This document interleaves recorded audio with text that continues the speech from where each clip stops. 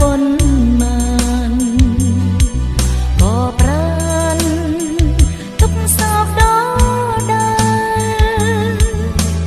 បើ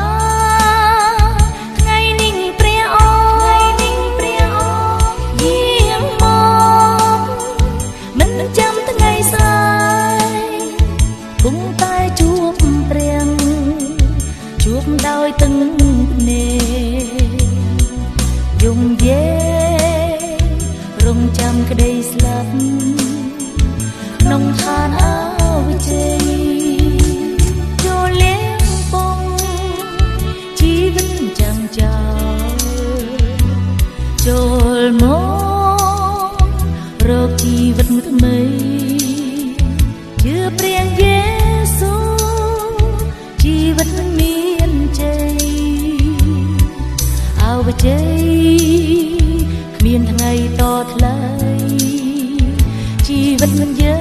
ងឡើយ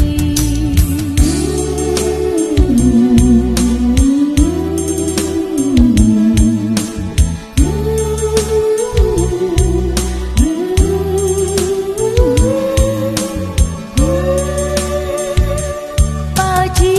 វិតបានត្រឹមក្តីស្លាប់តើនឹងមានប្រយោជន៍អ្វីគឺមានប្រាំងឬគ្រឿងមានតម្លៃហេតុអ្វីជួយយើងមិនបា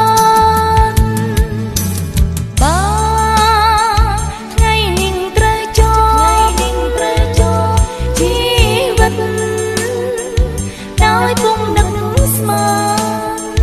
ទុំជាមាងប្រាំងមានច្រើនប៉ុន្មានក៏ប្រានទុកសោកដល់ដែរបើថ្ងៃនេះព្រះអង្គយាងមកមិនចាំថ្ងៃស្អែកគង់តែជួបព្រះជួបដោយទឹកភ្នែកយំយេរងចាំក្តីស្លាប់ក្នុងឋានអវិជ័យចូលលៀងពងជីវិតចាំចោលចូលមក